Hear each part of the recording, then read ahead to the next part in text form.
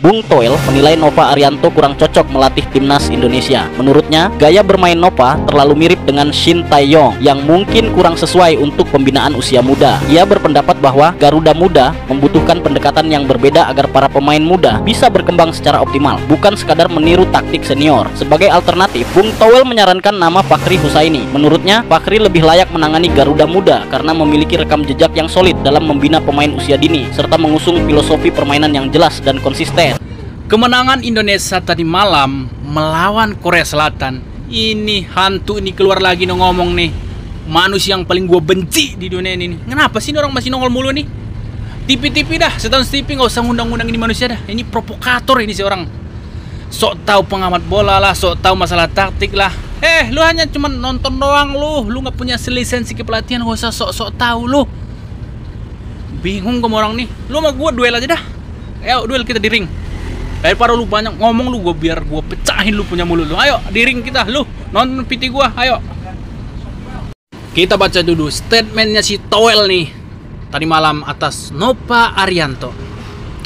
Meskipun menang atas Korea Selatan, Toel sebut Nova Arianto tidak cocok untuk melatih timnas Indonesia karena Nova itu ismenya sudah terlalu Shin Tae-yong.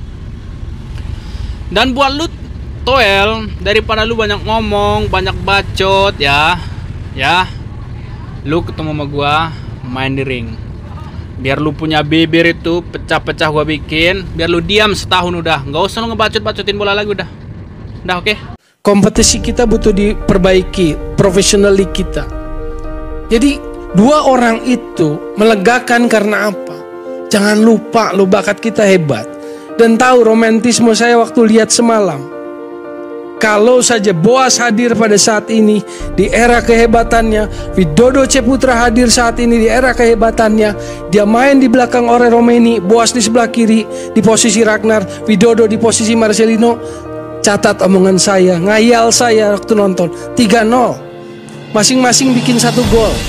Boas sebelah kiri di era kehebatannya Widodo. Yang saya mau bilang bukan lagi halu, bukan.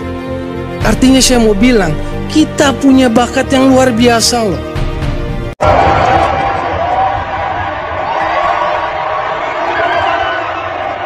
Timnas Indonesia U17 membuat sejarah dengan memenangkan pertandingan melawan Korea Selatan. Tapi aku tak terkejut kan melawan Korea hasil kau yang dilatih El kayak taktik aja mereka bisa menang 13-0. Apalagi cuma Korea yang bagian selatan, harusnya lebih mudah ya kan. Penasaran apa alasan timnas Korea Selatan U17 terpongking dari Indonesia? Mari. Cukup lama kita membahas timnas senior Indonesia. Kali ini kita beralih dulu pada skuad asuhan coach Nova Arianto, yakni Garuda Muda U17 yang melakoni laga perdana Piala Asia U17 di Arab Saudi. Hal ini cukup penting mengingat Piala Asia kali ini juga merupakan ajang kualifikasi untuk Piala Dunia. Kabar gembiranya seluruh Asia kini bertambah menjadi 8 tim. Artinya Indonesia hanya wajib finish 2 teratas di fase grup untuk memastikan diri ke Piala Dunia. Bahkan Fakhri Husaini pun mengatakan bahwa timnas era Nova Arianto lebih mudah untuk masuk ke Piala Dunia dibandingkan pada era kepelatihannya dulu. Intinya sih kalau sudah tak kepake ngoceh aja terus ya kan. Wajarlah manusia bukan nabi boy.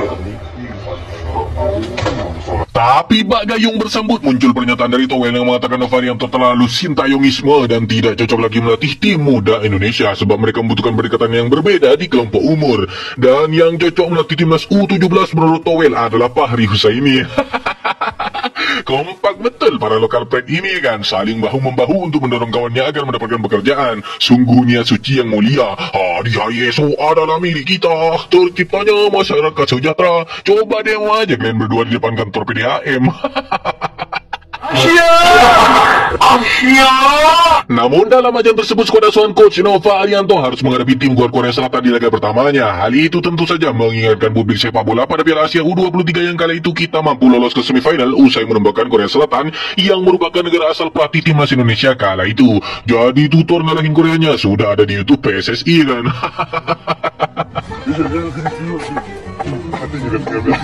Dan benar saja, pertandingan timnas U17 Indonesia versus Korea Selatan di Piala Asia U17 2025 berakhir dengan skor 1-0 untuk kemenangan skuad muda Garuda. Gol rebound dari penalti yang sempat gagal Evandra Valorasa menjadi penentu pada laga yang berlangsung di Prince Abdullah Al Faisal Stadium Jeddah, Arab Saudi, Jumat 4 April 2025. Kemenangan membuat Indonesia berada di posisi kedua klasemen grup C sementara dengan 3 poin dan Korea berada di peringkat ketiga. Sementara Yaman masih mau menjaga klasemen usai mengalahkan Afghanistan dengan skor 2-0. Tapi meskipun memenangkan laga perdana, tentu Bung Towel dan Justin tak suka karena kita kalah possession ball.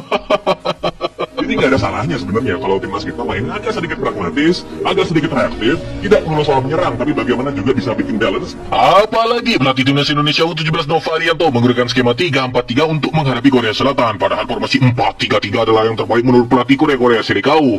Walaupun sempat terbengking dengan skor telak yakni 13-0, ia masih beranggapan menyerang adalah pertahanan terbaik. Padahal pelatih Belandanya sendiri sudah pakai sepak bola pragmatis. Selain itu, dalam pertandingan ini, Coach Nova Arianto juga menunjukkan bahwa kala postur badan tidak membuatnya keteteran dalam hal antisipasi bola-bola udara. Jadi hanya orang goblok yang bilang kala postur badan tidak bisa membuat perlawanan. Lu kalau lawan lu tingginya 185, lu 175, lu mau ngelawan gimana? Setelah menang 1-0 atas Korea Selatan U17 di Piala Asia U17 2025, kian mudah kemenangan membuka jalan menuju turnamen akbar Piala Dunia. Habis mendapatkan jatah 8 tiket ke Piala Dunia U17 2025, 16 tim yang terbagi dalam 4 grup hanya perlu finish sebagai 2 besar alias lolos ke perempat final Piala Asia U17 2025 untuk mencapainya. Pada laga berikutnya, timnas Indonesia U17 akan bersua timnas Myanmar U17. Kemenangan akan membawa anak asuh Nova Arianto ke Piala Dunia U17 dengan modal 6 poin sebab Evandra dan kawan-kawan akan memenuhi syarat lolos yakni finish sebagai 2 besar di grup. Dengan 6 poin, Indonesia nantinya sudah pasti melaju ke perempat final dari grup C. Apalagi untuk saat ini, Yaman bisa dibilang sebagai pesaing langsung. 3 poin dapat melapangkan jalan di turnamen ini. Anjir, lolos Piala Dunia lewat jalur kualifikasi ternyata bukan angan-angan lagi, ya kan? Bodoh amat kan dianggap bermain bertahan kalah possession ball, yang penting dapat 3 poin. Toh hal itu sudah ditiru juga sama pelatih timnas senior yang katanya terbiasa main 4-3-3 dan full attack. Lagian tadi juga penghargaan untuk sepak bola indah, kemenangan hanya dihitung dari selisih gol yang bisa diciptakan dalam sebuah pertandingan. Mau Coach Nova sudah terlalu sintayongisme, dinamisme, animisme ataupun kolakisme, bodoh amat kan. Yang penting bisa menghasilkan kemenangan untuk merah putih, kita dukung sampai kiamat. Biarkan Justin dan Towel dan Fahri Husaini mengoceh kesana kemari, yang penting timnas main di Piala Dunia lewat jalur kualifikasi. Dan aku setuju, memang Coach Nova ini sudah sintayongisme kali karena sudah berhasil mengalahkan Korea Selatan. Dan juga Korea Shilekau dengan skor 13-0, jangan lupa itu. Lu so asik bangsat.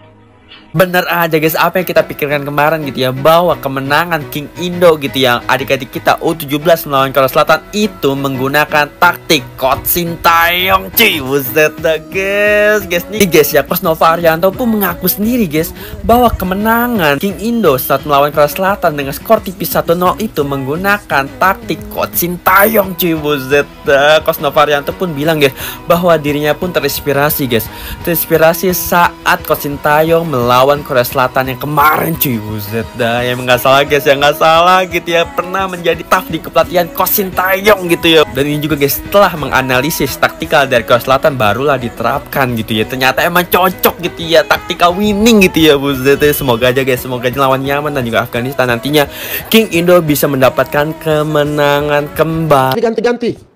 So, masyarakat yang nonton udah dengar itu. Pengaruh. Oh, goblok ini sih mainnya kayak tolol. Kenapa?